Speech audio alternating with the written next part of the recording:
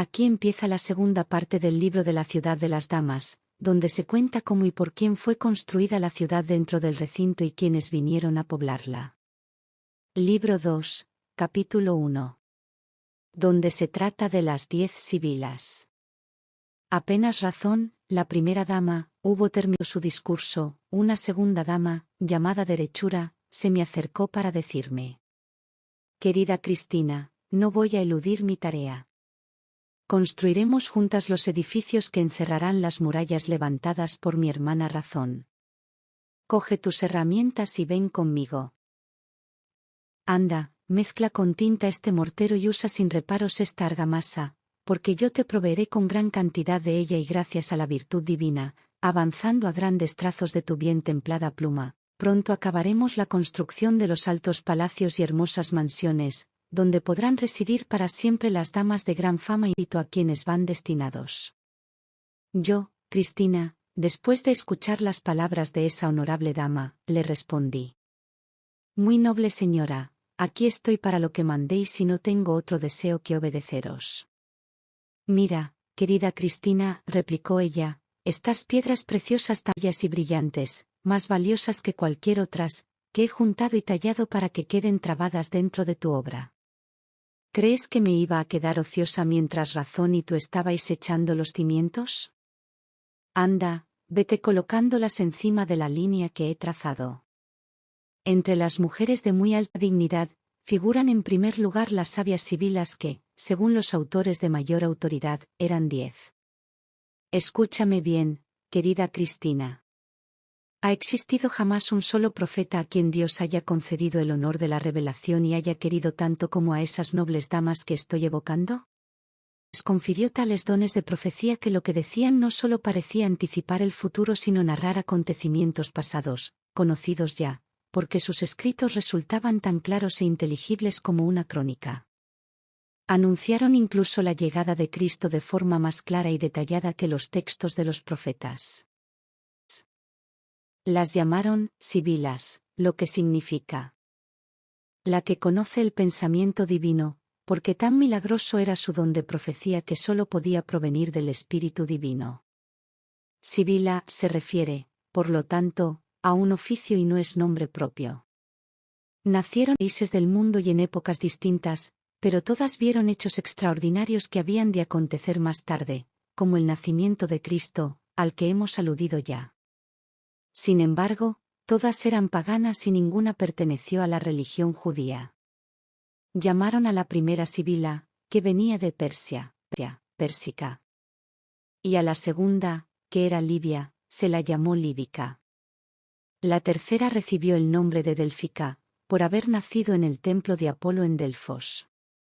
Profetizó la destrucción de Troya, y Ovidio le dedicó unos versos. Nació en Italia la cuarta, llamada Cimeriana. Erífila se llamaba la quinta, originaria de Babilonia. Ella anunció a los griegos que habían acudido para consultarla que habían de destruir Troya y Ilión, su ciudadela, y que Homero dejaría sobre tales hechos un relato muy fantasioso. Le cambiaron el nombre porque así se llamaba la isla donde vivía y allí se descubrieron sus libros. La sexta se llamó Samiana, por ser de la isla de Samaas.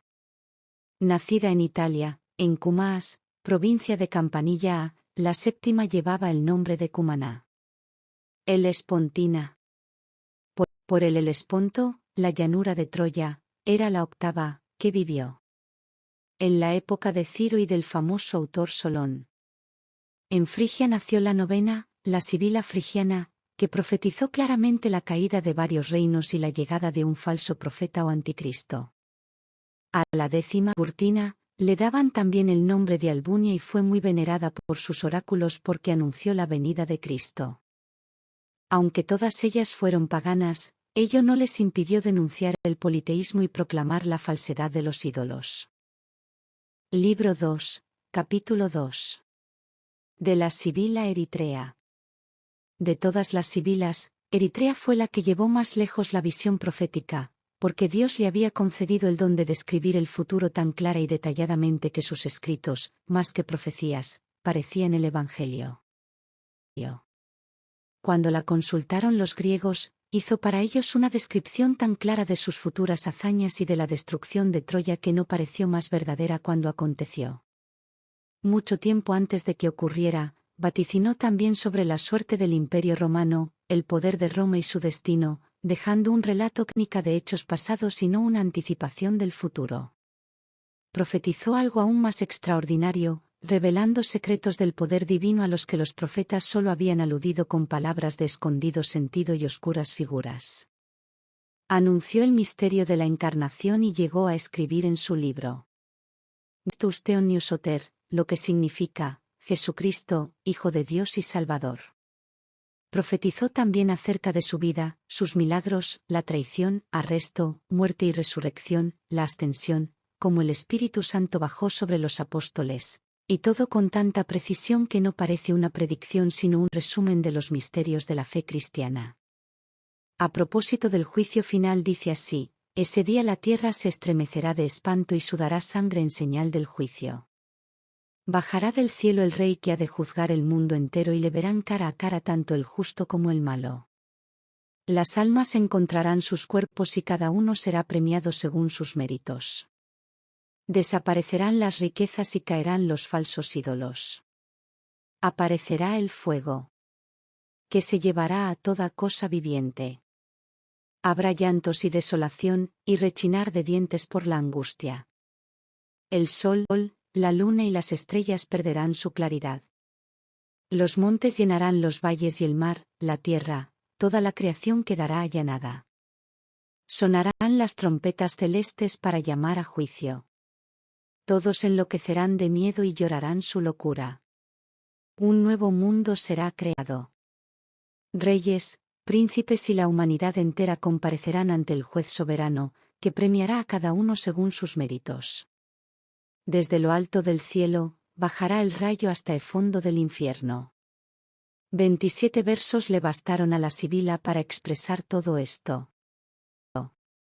Escribe Boccaccio, y así lo afirman otros autores, que sus méritos nos hacen creer que esa Sibila fue elegida por Dios y se le debe reverencia más que a cualquier otra mujer, después de las santas del paraíso. También podemos pensar que esa mujer casta alcanzó la pureza perfecta porque solo un corazón puro puede darse con el espíritu de profecía. Libro 2, capítulo 3. De la Sibila Amaltea. La Sibila Amaltea nació, como hemos dicho, en Campania, cerca de Roma. Poseía también, según parece, muy especiales dotes de clarividencia. Sabemos por las crónicas que nació en tiempos de la destrucción de Troya y vivió hasta el reinado de Tarquinio el Soberbio. Algunos la llamaron Deifebe. Esta dama vivió hasta una edad excepcional. Se mantuvo casta, pero a causa de su sabiduría los poetas imaginaron que fue la amada de Febo, dios del sol, que le otorgó una larga vejez y el don del conocimiento. Por esa fábula hay que entender que fue gracias a su pureza por lo que Dios, sol de toda sabiduría, la iluminó con la luz profética. También se cuenta que cuando se encontraba vaticinando el oráculo en Vales, a orillas del lago del Averno, tuvo una revelación divina que se ha preservado transcribiéndola en versos. Sigue asombrando a quienes la consultan. Según ciertos poetas, guió a Eneas hasta los infiernos. Esta mujer se vino a Roma, donde visitó al rey Tarquinio para mostrarle 9 libros que quería venderle. Como el rey se negaba a darle el precio que pedía, quemó 3 en su presencia. Al día siguiente pidió para los 6 libros restantes el precio que había exigido para los 9, afirmando que si seguía rechazando la oferta quemaría otros 3 inmediatamente y al día siguiente los 3 libros restantes. Entonces, pagó Tarquinio el precio que ella había pedido al principio. Los libros fueron guardados en el tesoro de los emperadores romanos y, como resultó que encerraban predicciones sobre el futuro de Roma, se los consultaba como a un oráculo. Observa, querida Cristina, como una sola mujer no solo supo aconsejar a un emperador, sino a todos cuantos reinaron sobre Roma. Dime si hubo jamás un hombre que hiciera tanto. Y tú, que te lamentabas hace poco de pertenecer al género femenino. Virgilio habló de esta Sibila en un gran poema. Ella terminó sus días en Sicilia, donde durante mucho tiempo siguieron enseñando su tumba. Libro 2, capítulo 4. Donde se trata de otras profetisas. Las 10 sibilas no fueron las únicas mujeres con el don de la profecía, porque en todas las religiones profesadas surgieron otras muchas. Si buscas en la religión judía, encontrarás muchas, como por ejemplo, Débora, profetisa en tiempos de los jueces de Israel, que gracias a su inteligencia liberó al pueblo judío de la esclavitud en que lo había tenido el rey de Canaán durante 20 años. ¿Acaso no fue el espíritu de profecía lo que inspiró a Santa Isabel, prima de la Virgen, esas palabras de salutación? Es que viene hacia mí la madre de nuestro Señor. ¿Cómo, si no, podría haber sabido que la Virgen había concebido del Espíritu Santo? Así ocurrió con Ana el día de la presentación cuando estaba encendiendo las lámparas del templo y supo que el niño que entraba con la Virgen era el Salvador, y se arrodilló entonces para adorarlo. También lo sabía Simeón el profeta cuando lo cogió en sus brazos y le dijo, Nunc dimitis. En la religión cristiana hay un número infinito de profetisas que abundan entre las santas. Las dejaremos, sin embargo, porque podría decirse que es un privilegio divino, y volveremos a hablar de las paganas. Cuenta también la escritura que cuando la reina de Saba, mujer de gran inteligencia, oyó hablar de la sabiduría de Salomón, cuya fama se había extendido por todo el mundo, quiso ir a verle. Viajó entonces desde la tierra más lejana del mundo, cabalgando desde los confines de Oriente, atravesó Etiopía y Egipto y cruzó el Mar Rojo y los inmensos desiertos de Arabia. Acompañada por un gran séquito de príncipes, señores, caballeros y nobles damas, llegó cargada de tesoros a la ciudad de Jerusalén para visitar al rey y comprobar si era bien merecida su fama. Salomón la recibió con todos los honores que merecía su rango. Ella permaneció a su lado mucho tiempo poniendo a prueba su sabiduría con preguntas y problemas. Le propuso enigmas difíciles, que contestó con facilidad, por lo que ella declaró que tanta sabiduría no podía ser fruto de una mente humana sino de un don divino. Entre los regalos con los que le obsequió figuraban unos retoños de arbustos de cuya savia extraen bálsamos. El rey mandó plantarlos cerca del lago Asfaltita y cuidó que los podaran con mucha atención. Él, a su vez, regaló a la reina unas joyas muy valiosas. Los relatos mencionan también que, cuando visitaba la reina el templo de Jerusalén con Salomón, vio un largo madero colocado encima de un cenagal que la gente utilizaba como puente para cruzar. Ella se paró y se arrodilló ante la viga diciendo: Llegará el día en que esta tabla de madera, hoy despreciada y pisada por vuestros pies, será honrada por encima de todas las maderas del mundo, adornada con piedras preciosas, se guardará en los tesoros de los príncipes, porque sobre ella ha de morir quien aniquilará la religión judía. Los judíos no se tomaron a broma la profecía y retiraron el madero para enterrarlo, pensando que jamás volverían a encontrarlo. Pero, como lo que Dios quiere guardar bien guardado está, reapareció en tiempos de Cristo y cumplióse lo profetizado, ya que con aquel madero se hizo la cruz donde sufrió pasión y muerte. Libro 2, capítulo 5. De Nicostrata, de Casandra y de la reina Basina. Nicostrata, de la que hablamos antes, también fue profetisa. Nada más cruzar el Tíber con su hijo Evandro, subió al Palatino y desde allí vaticinó que sobre aquella misma colina sería cada una ciudad, la más famosa del mundo. Como quería ser ella quien colocara la primera piedra, construyó una fortaleza allí donde había de ser fundada Roma, como ya vimos antes. Casandra, noble virgen troyana, hija del rey Príamo y hermana del rey Héctor, dominaba todas las artes y era también adivina. Ella nunca quiso que mandara sobre ella ningún hombre, aunque fuera un príncipe. Como sabía de antemano lo que el porvenir reservaba a Troya, era presa de una gran angustia. Durante todo el periodo que precedió a la guerra entre griegos y troyanos, hasta la prosperidad de Troya larar, porque sabía que no iba a durar. Viendo la belleza y riqueza de la ciudad, y pensando en sus hermanos tan famosos, sobre todo el valeroso Héctor, no podía dejar de imaginar todas las desgracias que iban a padecer. Cuando empezó la guerra, su pena se acrecentó. cesaba de lamentarse e intentaba con sus gemidos y acechanzas convencer a su padre y a sus hermanos para que hicieran la paz con los griegos porque, si no, sabía con certeza que iban a morir todos. Ellos no prestaban atención a sus palabras porque no las creían. Sin embargo, como Casandra no podía dejar de lamentarse, y con razón, sobre ruinas y desgracias futuras, su padre y sus hermanos la azotaban diciendo que se había vuelto loca. Pero Casandra no paraba de hablar, porque ni la amenaza de una muerte segura la podría haber hecho callar. Así que para ahogar sus gritos y quedarse tranquilos, su padre y hermanos terminaron por encerrarla en un cuarto alejado de todo. Más les hubiese valido creerle, porque todo lo que profetizó ocurrió, y cuando ya era demasiado tarde, sintieron no haberla escuchado. Asombrosa fue también la profecía de la reina Basina, esposa del rey de Turingia y luego de Childerico, cuarto rey de los francos según las crónicas. Cuenta la historia que la noche de sus bodas con el rey Childerico, ella le anunció que si se mantenía casto aquella noche, tendría una visión maravillosa. Luego le dijo que se levantara, que fuera hasta la puerta y prestara atención a lo que viese. Así hizo el rey y le pareció ver unos animales que llaman unicornios, así como leopardos y leones que andaban errando por el palacio. Volvió a la alcoba y le preguntó a la reina el significado de aquella visión. Ella le respondió que lo sabría al día siguiente, que no debía asustarse sino volver y seguir mirando.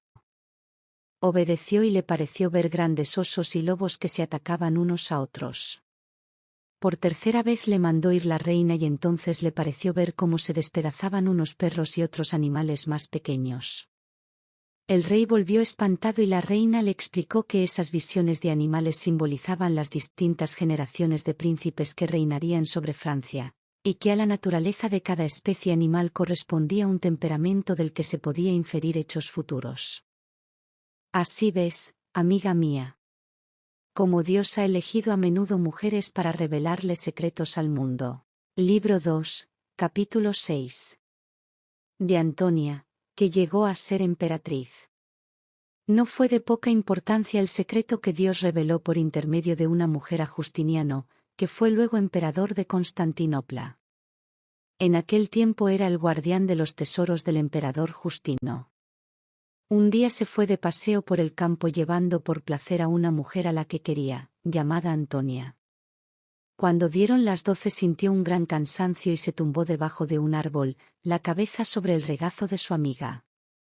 En cuanto se durmió, bajó hacia ellos una inmensa águila y Antonia vio que iba sobre Justiniano extendiendo sus alas, protegiendo así su cara del ardiente sol. Su sabiduría le permitió entender aquel signo, y cuando Justiniano se despertó, le dirigió estas hermosas palabras. Dulce amigo, os he querido mucho y os quiero todavía. Sois dueño de mi cuerpo y de mi amor y lo sabéis. Como el amado no debe negar nada a su amada, os pido a cambio de mi honestidad y amor un favor que os parecerá insignificante pero que para mí sí tiene importancia. Justiniano respondió a su amiga que no dudara en pedírselo porque le concedería todo cuanto estuviera en su poder. Antonia dijo entonces: Este es el favor que os quiero pedir, cuando seáis emperador, no despreciéis a vuestra amiga Antonia. Hacedla compañera de vuestra gloria imperial con los honorables lazos del matrimonio. Os ruego que me lo prometáis ahora. Justiniano empezó a reír porque tomaba a broma sus palabras, ya que pensaba que era imposible llegar a ser emperador. Pero se lo juró ante todos los dioses y ella le dio las gracias. Para sellar la promesa, intercambiaron sus anillos. Justiniano, le dijo a Antonia: Te prometo solemnemente que en un futuro muy próximo, serás emperador. Con esas palabras se separaron. Poco tiempo después, cuando marchaba con su ejército para combatir a los persas, el emperador Justino cayó enfermo y murió. Se reunieron en asamblea los varones y príncipes para elegir nuevo emperador, y como no conseguían ponerse de acuerdo, eligieron a Justiniano por despecho. Él reaccionó con gran ímpetu y salió inmediatamente para librar batalla. Venció a los persas y capturó a su rey, conquistando así la gloria y un rico botín. Cuando volvió, Antonia, que había conseguido con gran astucia entrar en la sala del palacio donde, sentado en el trono, su amante estaba reunido con toda su corte, se arrodilló ante él pidiendo justicia para que respetara su compromiso un joven que había intercambiado su anillo con ella. El emperador, que no se acordaba de nada, contestó que si le había prometido matrimonio era justo que el joven la tomara por esposa. Él, como emperador, saldría como garante de que así fuera si ella podía aducir una prueba. Antonia se quitó entonces el anillo y se lo entregó diciendo: «Noble emperador, este anillo me servirá como prueba. Míralo, a ver si lo reconoces». El emperador vio que estaba cogido por sus propias palabras y la hizo llevar a sus aposentos, donde, una vez ataviada con ricas prendas, la tomó por esposa. Libro 2, capítulo 7. Donde Cristina charla con derechura. Señora mía, ahora que veo y entiendo hasta qué punto es justa la causa de las mujeres, hay que dejar bien claros los errores de quienes las acusan. Ahora no puedo callar una costumbre muy frecuente en los hombres e incluso las mujeres. Cuando ellas dan a luz una niña, ocurre a menudo que sus maridos protestan y se quejan de que no haya sido niño, y las tontas de sus mujeres, en vez de alegrarse y dar gracias a Dios de que el parto haya ido bien, se sienten desgraciadas porque sus maridos se quejan. ¿Por qué les dará pena? ¿Es que las hijas son una mayor carga para sus padres que los hijos varones? ¿Se ocupan menos de ellos o son menos cariñosas? Querida amiga, me contestó, ya que me has preguntado la razón, te diré que viene de la ingenuidad y total ignorancia de quienes se quejan así. Ahora bien, el principal motivo es que temen lo que les han de costar la dote y boda. Otros también porque piensan en el peligro de que unas hijas jóvenes y sin experiencia puedan dejarse seducir. Todas estas razones no resisten un examen serio. Respecto a su posible deshonra, basta con educarlas desde niñas y que su madre les dé buen ejemplo siendo íntegra y prudente. También hay que vigilarlas para preservarlas de malas compañías. A los hijos de todas las condiciones es bueno inculcarles desde niños la disciplina, que es una preparación para otras cualidades y para toda la vida. Respecto al gasto, si los padres reparasen en lo que les cuestan sus hijos, en educarlos, formarlos en una profesión, dotarlos con un cargo y hasta esos gastos superfluos que ocasionan las locuras en malas compañías, creo que no encontrarían ventajas económicas en tener hijos en vez de hijas. Si uno piensa además en las preocupaciones que causan algunos varones, armando riñas, o provocando desórdenes con su vida disoluta, todo ello a costa de sus padres, se vería que tanto perjuicio no es menor que el cuidado que requiere una hija. Dime a cuántos hijos se ve cuidando con cariño y paciencia a sus padres cuando les llega la vejez, como sería su obligación hacerlo. Creo que a muy pocos, sí, se han visto, los hay siempre, pero escasean. Al contrario, ocurre a menudo que cuando el padre y la madre han educado a sus hijos como si fueran dioses, y gracias a esa instrucción y profesión que les dieron, o a la buena fortuna, se han hecho ricos, si su padre tiene la desgracia de caer en la pobreza, estos mismos hijos le desprecian y se avergüenzan de él si se lo encuentran. Por otra parte, si el padre es rico, desean su muerte para heredar cuanto antes. Dios sabe cuántos hijos de grandes señores y hombres ricos desean la muerte de sus padres para tener sus bienes y tierras. Dice Petrarca. Pobre ignorante que quieres tener hijos, ¿no sabes que serán luego enemigos mortales?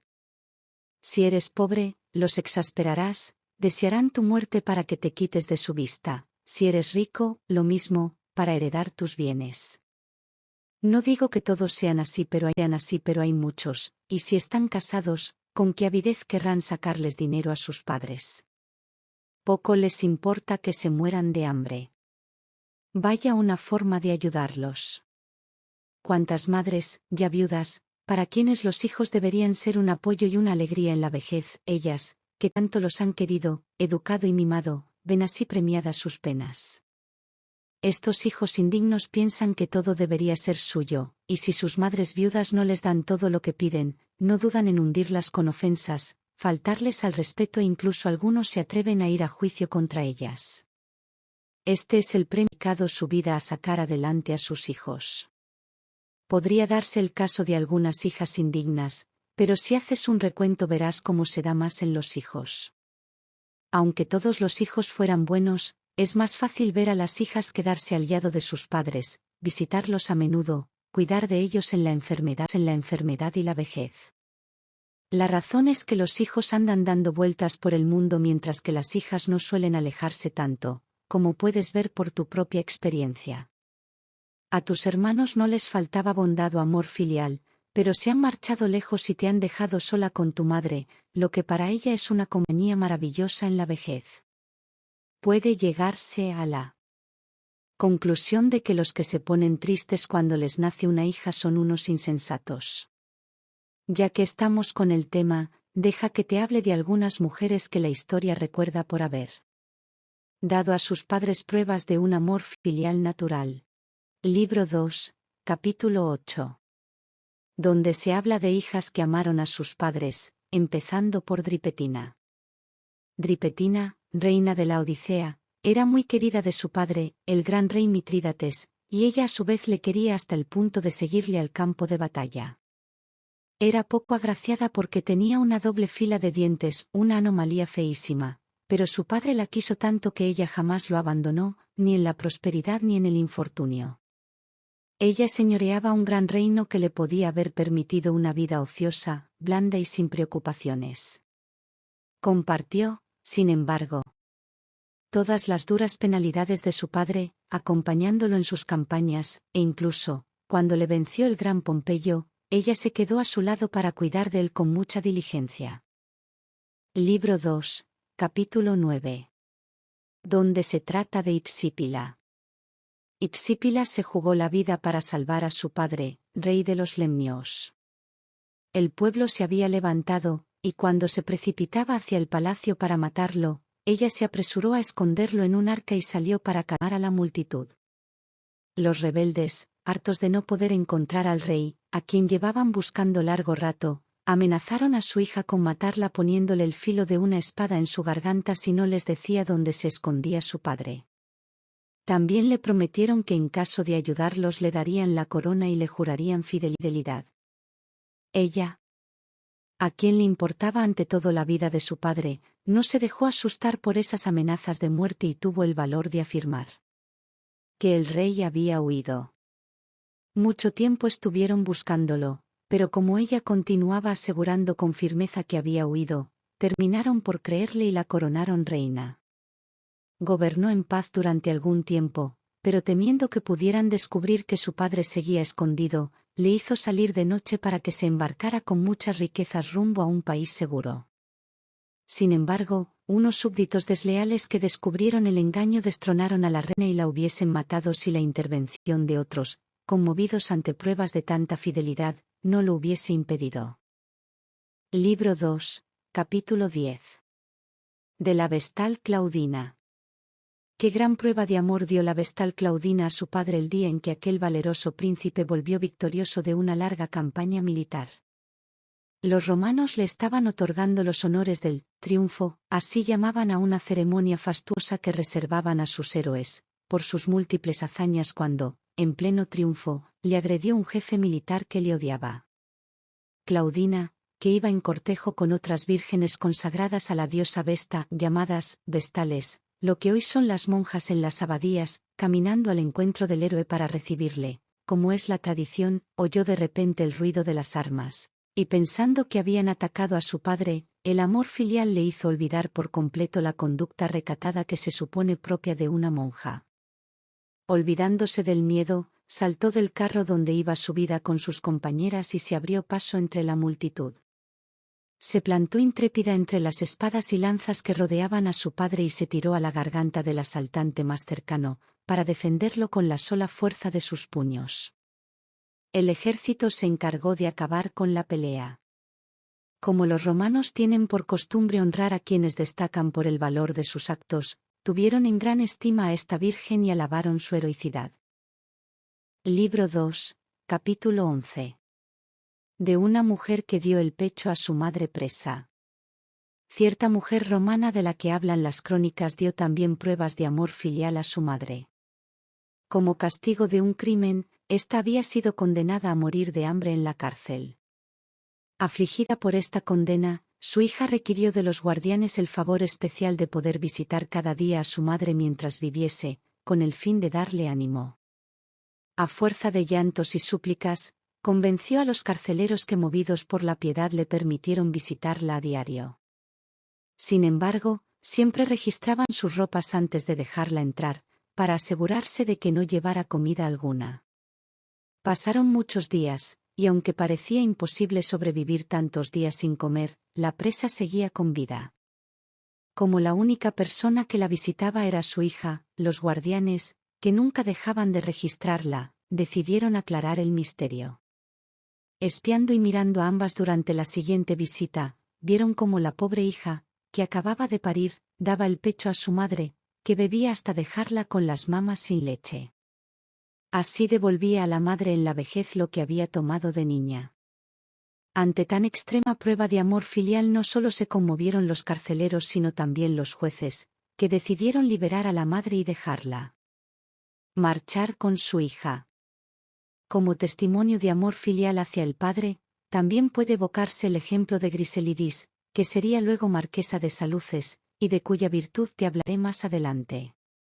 Tenía por naturaleza un amor filial tan grande que sirvió con admirable entrega a su padre, Gianucolo, ya muy mayor y enfermo, a quien ella en la flor de la juventud alimentaba y cuidaba con toda constancia. Usó su vida desgastándose en trabajos manuales e intentando ganar unos sueldos miserables con los que sostenerse ambos. Pueden llamarse bien nacidas a las hijas que así se portan, aunque solo hagan lo que se supone que deben hacer. Sus almas también encontrarán premio, pero merecen el elogio del mundo, así como los hijos varones cuando se honran con una conducta semejante. ¿Qué más quieres que añada? Podría citarte otros muchos casos, pero estos ejemplos te bastarán ya. Libro 2, capítulo 12. Donde anuncia derechura que han terminado la construcción de la ciudad y que ya es tiempo de poblarla. Me parece, querida Cristina, que nuestra construcción anda muy adelantada. A lo largo de las anchas calles de la ciudad de las damas ya se levantan altos edificios, magníficas mansiones y palacios, tan altas torres y atalayas que pueden divisarse desde lejos. Ahora es tiempo de poblar esta noble ciudad para que no se quede vacía como una villa muerta. Al contrario, estará toda ella habitada por mujeres y de gran mérito, porque son las únicas que queremos aquí. Qué felices vivirán las damas de nuestra ciudad. No tendrán que temer ser expulsadas por ejércitos extranjeros, porque la obra que hemos ido construyendo tiene una propiedad especial. La de ser inexpugnable. Ahora empieza la era del nuevo reino de feminidad, muy superior al antiguo reino de las amazonas, porque las damas que habiten aquí no tendrán que marcharse para concebir y dar a luz a nuevas herederas que mantengan sus posesiones y perpetúen su linaje. Quienes se alojen aquí, ahora, vivirán en esta ciudad eternamente. Cuando la hayamos poblado con mujeres de calidad, llegará a la vera de mi hermana Justicia, la reina que supera a todas. Ella y su séquito de princesas morarán en los hermosos aposentos que coronan las altas plantas de las elevadas torres. Ella es la emperatriz del género femenino y es justo que haga una entrada triunfal en esta su ciudad, donde la acogerán todas las mujeres. ¿Qué ciudadanas albergará nuestra ciudad? Por supuesto, que no queremos mujeres frívolas y casquivanas, sino de gran mérito y fama, porque no hay mejor morador para una ciudad ni mayor hermosura que unas mujeres valiosas. Anda, querida Cristina, acompáñame, vamos a buscarlas. Libro 2, capítulo 13. Donde pregunta Cristina si es verdad, como afirman los libros y los hombres, que las mujeres tienen la culpa de hacer insoportable el matrimonio. Contesta derechura recordando a mujeres que amaron profundamente a sus maridos. Cuando íbamos caminando en busca de las futuras pobladoras de nuestra ciudad, yo hablé así a derechura. Verdaderamente, señora, razón y vos habéis contestado todas mis preguntas y resuelto todas mis dudas. De ambas he aprendido algo muy importante. Todo lo que es posible hacer y aprender está al alcance de las mujeres, en cualquier campo, material e intelectual, requiera fuerza física, inteligencia u otra facultad. Todo lo pueden abarcar, y además, pueden hacerlo fácilmente. Ahora os ruego todavía que me respondáis una cuestión que me deja muy perpleja. Si hay que creer lo que dicen tantos hombres, que se apoyan en otros los autores de libros, por culpa de sus esposas los maridos tendrían, según ellos, que afrontar unas tormentas que las mujeres provocan en el matrimonio con su amargura y rencor. Lo proclaman los libros, lo dice y lo repite la gente. A ellas nada les pesaría tanto como la compañía de sus maridos, por lo que muchos aconsejan no casarse, como modo de conjurar las ofensas, ya que ninguna mujer o muy pocas guardan fidelidad. Así, puede leerse en la epístola de Valerio que el sabio no debe casarse porque una esposa es fuente de grandes preocupaciones, poco amor y muchos gritos. Otras tantas afirmaciones retomadas de un texto de Teofrasto. Si uno se casa, sigue diciendo, para estar servido o bien atendido y cuidado en caso de enfermedad, un buen criado lo hará con mayor lealtad y por mucho menos dinero, mientras que si es la mujer quien cae enferma, el marido no se atreverá a moverse de su lado. Pero basta, ya no voy a seguir citando un discurso que nunca se agota. Solo quiero deciros, señora, que si tales defectos se dan de verdad en la mujer, bastan para eclipsar todos los otros talentos y virtudes en su haber. Es cierto, querida, me contestó, que como tú misma dijiste, quien va a juicio sin que esté en la sala la parte contraria lo tiene muy fácil. Puedo asegurarte que esos libros no fueron escritos por mujeres. Estoy segura de que si uno se molestara en recoger información sobre hechos de la vida doméstica para escribir un libro conforme a la verdad, descubriría algo totalmente distinto. ¿A cuántas mujeres podemos ver, y tú conoces algunas, querida Cristina, que por culpa de la crueldad de un marido desgastan sus vidas en la desgracia, encadenadas a un matrimonio donde reciben peor tratamiento que las esclavas de los moros? Dios mío, cómo les pegan, a todas horas y sin razón. Cuántas humillaciones, ataques, ofensas, injurias tienen que aguantar unas mujeres leales, sin gritar siquiera para pedir ayuda. Piensa en todas esas mujeres que pasan hambre y se mueren de pena en unas casas llenas de hijos, mientras sus maridos se enfrascan y andan vagando por todos los burdeles y tabernas de la ciudad. Y todavía, cuando ellos vuelven, ellas pueden recibir como cena unos buenos golpes. Dime si miento o si no es el caso de algunas vecinas tuyas. Es cierto, señora, le contesté, he visto y conozco a muchas que sufren así y es una gran pena. Ti, creo. Y encima hay que oír hablar de maridos desconsolados, pero estos, querida, dime dónde están. Mira, Cristina, creo que no es necesario seguir para que te enteres ya, todas las necedades y tópicos que se cuentan sobre las mujeres son mentiras. Han sido inventadas y están siendo forjadas todavía hoy a partir de la nada y en contra de toda verdad porque son los hombres los que mandan sobre las mujeres y no éstas sobre sus maridos. Ellos jamás lo soportarían. Por otra parte, te aseguro que las disensiones no se dan en todos los matrimonios. Hay parejas que viven en armonía, llevándose ambos con amor y fidelidad, tranquila y razonablemente. Hay maridos malos, pero los hay honrados, excelentes y prudentes. Las mujeres que se los encuentren han nacido con buena estrella y deben agradecer al cielo tanta felicidad. Esto lo sabes muy bien por tu propia experiencia porque tuviste tan buen marido que no podrías haber elegido otro mejor. En tu opinión nadie estuvo a su altura, tan leal y bondadoso, capaz de tanta dulzura y tierno amor, y ahora que muerte te lo ha robado, el duelo sigue habitando tu corazón.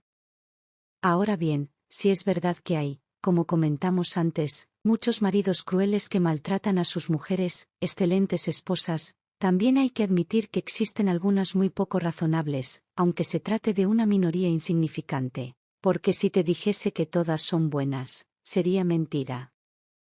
Pero no me ocuparé de las mujeres malas porque no representan a la naturaleza femenina, sino a su perversión. Volviendo a la bondad de las mujeres y a la cita de Teofrasto donde afirma que, en caso de desgracia o enfermedad, un hombre estaría tan bien atendido o mejor por su criado, son muchas las mujeres que se desviven por sus maridos, enfermos o sanos, a quienes quieren con un amor que parece verdadera adoración. Dudo que se halle en muchos casos a la inversa. Para seguir con el tema, te daré ejemplos de mujeres que llegaron hasta la suprema fidelidad en el amor. Ahora hemos vuelto a nuestra ciudad en compañía de las mujeres dignas y de gran mérito que aquí se albergarán. En el palacio que hemos preparado para ellas, acogeremos en primer lugar, porque su valía se remonta a tan antiguo tiempo, a la noble reina Ipsicratea, esposa del rey Mitrídates. Libro 2, capítulo 14. De la reina Ipsicratea. Sería difícil encontrar mayor prueba de amor y lealtad que la que demostró la reina Ipsicratea hacia su esposo, el gran rey Mitrídates. Aquel poderoso monarca reinaba sobre un imperio donde no se hablaban menos de 24 lenguas distintas. Los romanos lucharon sin piedad contra su dominio durante largas campañas, y su mujer siempre le siguió a todas partes, incluso para guerrear a su lado. El rey tenía concubinas, como era costumbre entre los bárbaros. Sin embargo, la reina no dejaba de quererle con un amor tan generoso que no soportaba dejar de acompañarle, hasta en el fragor de la batalla, donde se jugaba la vida y el reino contra el poder de Roma. Hasta lejanos países, por peligrosos mares e inmensos desiertos, ella siempre le acompañó y no hubo desafío mortal donde ella se apartara de su lado. Esa dama sabía que, muy al contrario de lo que escribe Teofrasto al respecto, reyes y príncipes se ven traicionados por sus servidores y este era el motivo por el cual la reina seguía siempre al rey, vigilando y cuidando de todo, pese a sufrimientos y penalidades. Como la ropa de mujer no era la adecuada para afrontar tales circunstancias, ni era lo propio ver a una dama peleando al lado de tan poderoso rey y noble guerrero, la reina cortó los largos cabellos de oro de su melena, que tanto embellecen a una mujer, para tener aspecto varonil. Tampoco reparó en preservar la lozanía de su rostro, sino que llevaba el yelmo sobre la cara y por debajo la piel manchada a menudo de polvo y sudor. Dobló bajo el peso de la armadura su cuerpo hermoso y delicado, lo ciñó con los anillos de hierro de la cota de malla. Se quitó sortijas y pulseras, y en vez de esos adornos, sus manos manejaban el hacha, la lanza o el arco y las flechas.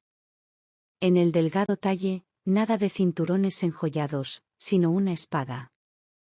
La fuerza de su amor inspiró a esa dama valerosas proezas y su joven cuerpo, esbelto y frágil, hecho para la ternura, se volvió vigoroso, armado de musculatura como si fuera el de un caballero. Boccaccio, que cuenta esta historia, no dejaba de asombrarse. De que no será capaz el amor cuando empuja a una mujer acostumbrada a toda la blandicia y refinamientos de una vida ociosa, como dormir en sábanas de seda, a cabalgar por su propia voluntad día y noche, por valles y montes, durmiendo sin otro lecho que la arena del desierto o la tierra del bosque, amenazada por enemigos, rodeada de serpientes y fieras, y todo como si fuera un hombre robusto.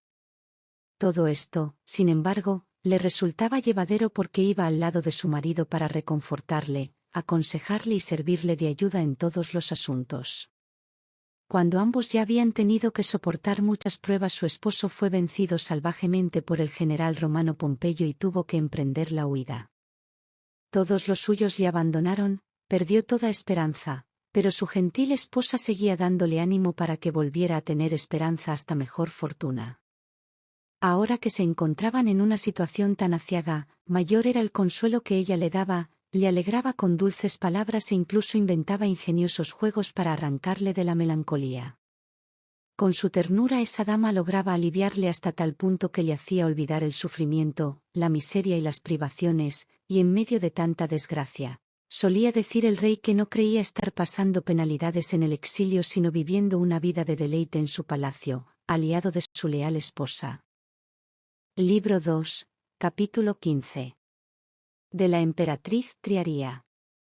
Tanto el destino de la noble emperatriz Triaría como la lealtad de su amor hacia su esposo, el emperador romano Lucio Vitelo, tienen gran parecido con la historia de la reina Ipsicratea, que acabamos de contar. Impulsada por el amor, ella no se apartó de su marido, a quien acompañaba a guerrear, vestida con armadura, con gran valor, siempre a su lado. Cuando su esposo disputaba a Vespasiano el poder del imperio, atacó de noche una ciudad volsca, y logrando entrar en la ciudadela cuando todos sus habitantes se encontraban dormidos, empezó a masacrarlos salvajemente. Triaría, que le seguía, ciñó la espada, y para asegurar la victoria a su marido, empezó a asestar golpes a diestro y siniestro sin dejar de pelear en medio de las tinieblas, olvidándose del miedo y del horror de la guerra. Logró tan valiosas hazañas que mereció la estima de todos. Demostró así el gran amor que tenía hacia su marido, como observa Boccaccio, autor que sí defiende los lazos del matrimonio. Que tantos otros atacan sin piedad. Libro 2, capítulo 16. Vuélvese a hablar de la reina Artemisa. De todas las damas que amaron a sus maridos hasta la devoción y dieron pruebas de tan perfecto amor, quisiera volver sobre el caso de la noble reina Artemisa, reina de Caria. Como antes vimos, ella acompañó al rey Mausolo en numerosas batallas, y cuando éste murió, cayó presa de la desesperación, pensando que jamás soportaría una pena tan grande. Sin embargo, muerto el rey, ella iba a demostrarle tanto amor como en vida.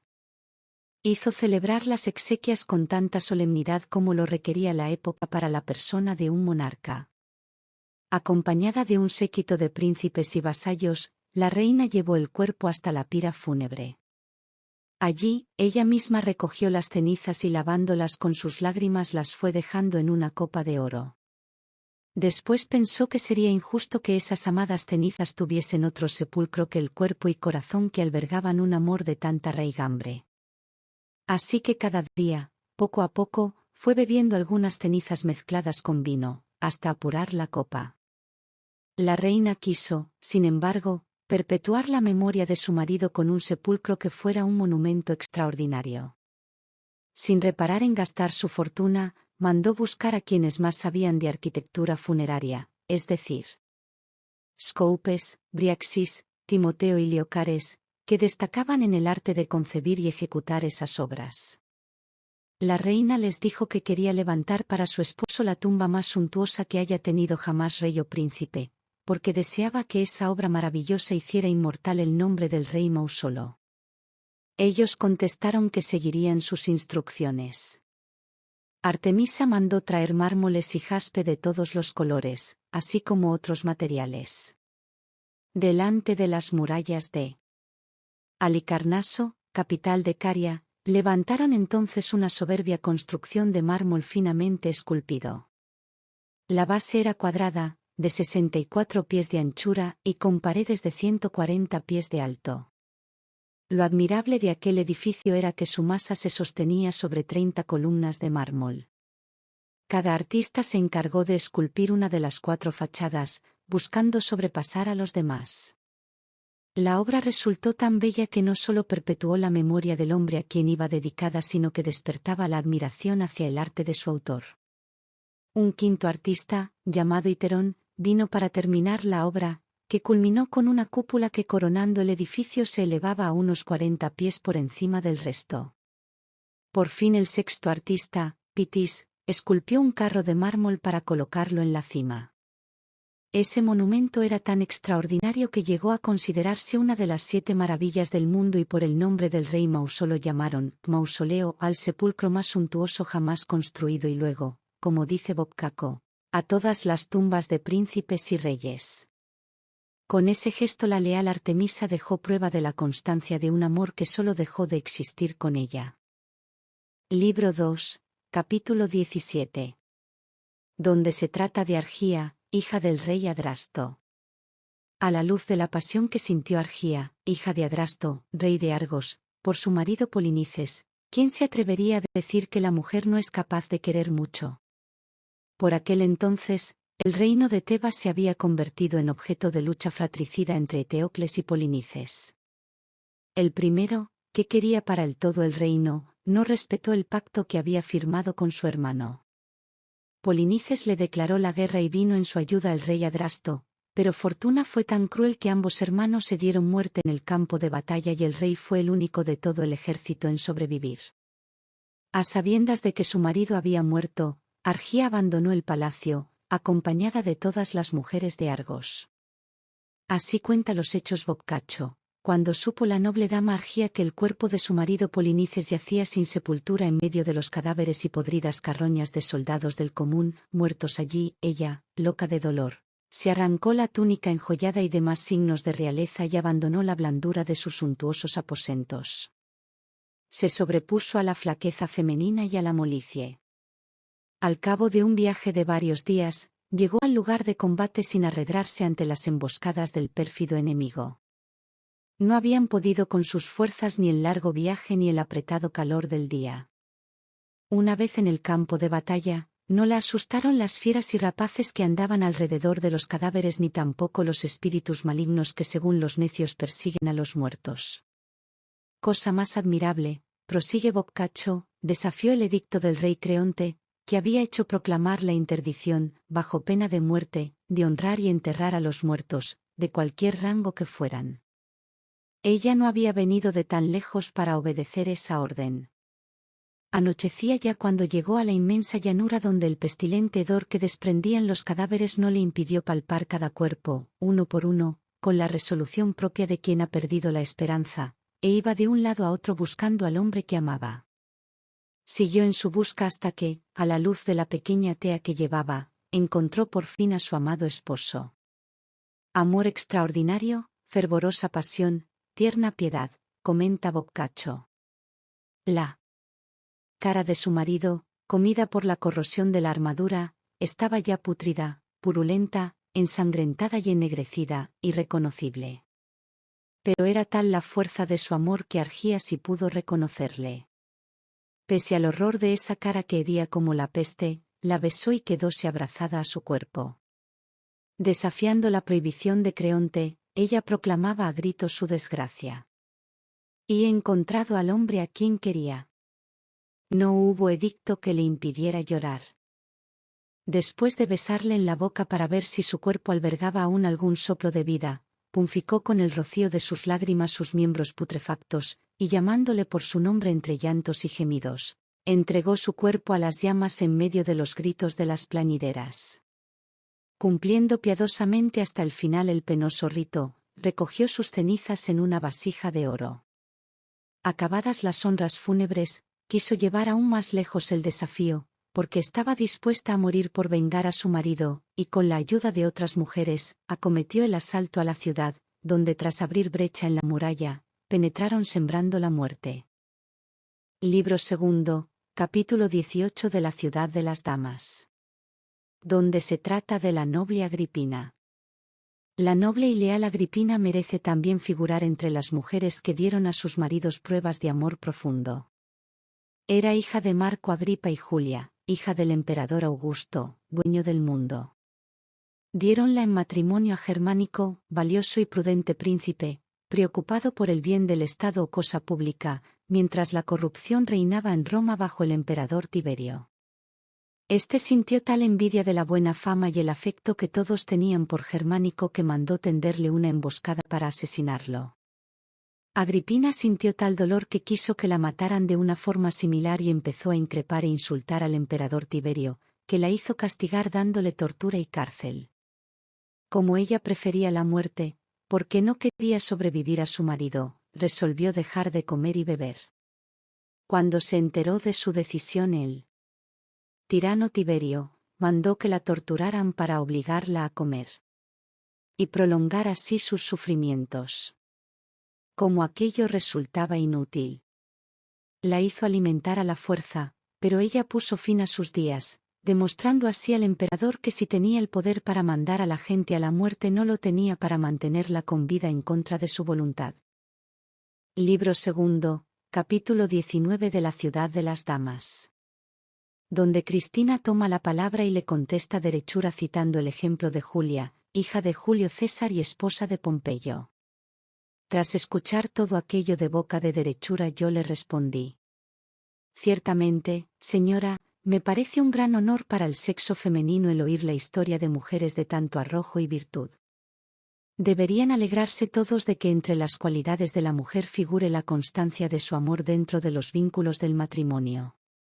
Ahora, que se vayan a dormir y callen de una vez Mateolo y los demás charlatanes que han calumniado a las mujeres por pura envidia. Pero, dama mía, yo todavía recuerdo cómo afirma el filósofo Teofrasto, al que cité antes, que las mujeres odian a sus maridos cuando son viejos, y dice también que ellas no quieren a los hombres sabios porque éstos pretenden que la vida conyugal es incompatible con el estudio. Basta, querida, me contestó, ahora cállate, por favor, y yo te daré enseguida unos ejemplos que contradicen y refutan esas afirmaciones. Julia, la más noble de las romanas de su época, era hija de Julio César, que sería luego emperador, y de Cornelia. Eran descendientes de Eneas y Venus de Troya. Esa dama era esposa de Pompeyo, el gran conquistador, que según Boccaccio hacía y deshacía reyes porque, después de vencerlos, los destronaba y ponía a otros en su lugar. Había subyugado naciones, atajado la piratería, ganado el favor de Roma, así como el de los soberanos del mundo entero. Como resultado de sus brillantes victorias, se había asegurado anchos dominios por tierra y mar, y se encontraba en la cima de los honores, pero ya viejo y decaído. En cambio Julia, su mujer, era joven todavía. Ella le quería con perfecta entrega y quiso el azaroso destino que fuera tan profundo amor lo que le hiciera perder la vida. Un día Pompeyo quiso agradecer a los dioses una victoria y ofreció un sacrificio, como era costumbre en aquellos tiempos. El animal degollado estaba sobre la piedra del altar, y cuando Pompeyo lo cogió con sus propias manos para elevarlo piadosamente, la sangre de la herida le salpicó la toga. Así que se la quitó y mandó a un servidor a su casa para que le trajese otra limpia. Con mala fortuna, Julia se encontró con el servidor cuando llevaba la toga ensangrentada, y al ver manchada de sangre la ropa de su marido, quedó presa de una terrible angustia porque sabía que en Roma era frecuente atentar contra la vida de un rival poderoso tendiéndole una emboscada para matarle. Se quedó convencida de que semejante desgracia le había ocurrido a Pompeyo y pensó que la vida ya no tenía sentido para ella. Debilitada también por su embarazo, cayó al suelo desvanecida como si la hubiera fulminado un rayo. Trastornada la mirada, demudado el rostro con una palidez mortecina, sin que pudieran hacer nada, rindió el espíritu. Fue una pena difícil de sobrellevar para su afligido marido y al mismo tiempo una pérdida irreparable para los romanos y demás pueblos porque, de haber vivido ella y él niño, jamás hubiera estallado aquella guerra cruenta entre Julio César y Pompeyo, conflicto que resultó desastroso para muchos países. Libro segundo, capítulo 20. De la noble dama Tercia Emilia. La bella y virtuosa Tercia Emilia, esposa de Escipión el africano, tampoco sentía aversión hacia su marido por ser viejo. Esta dama era una mujer avisada y de bien templado juicio. Aunque su marido se encontraba ya mayor, mientras que ella era joven y hermosa, esto no le impedía irse a la cama con una esclava que atendía a Emilia como doncella, y esto con bastante frecuencia para que se enterara la valiosa dama. Pese a que esa conducta le causara mucha tristeza, en vez de dejarse llevar por los celos, esta mujer bien templada hizo frente a la situación con todos los recursos de la razón. Ocultó su herida como un secreto, tan inteligentemente que ni su marido ni ninguna otra persona se dieron cuenta. Con él no quería hablar de este asunto porque le parecía que resultaría vergonzoso reprochar algo tan lamentable a un gran hombre, y menos comentarlo con otra persona, que sería mermar la reputación y atentar contra el honor de quien había conquistado reinos e imperios. No dejó de servirle lealmente, de quererle y honrarle, y cuando murió, concedió la libertad a aquella esclava casándola con un hombre libre. Yo, Cristina, respondí entonces.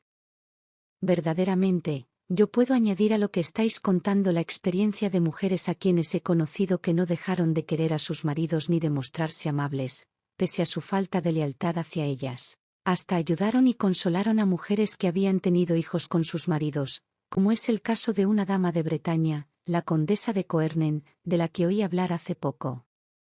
Muy joven aún y de una belleza que sobrepasaba la de las demás mujeres, se dejó llevar, sin embargo, por la generosidad y actuó con una dignidad ejemplar. Muchas gracias por escuchar Vindicativa, tu canal de YouTube feminista. Nos vemos en el siguiente capítulo de La ciudad de las damas de Cristina de Pizán.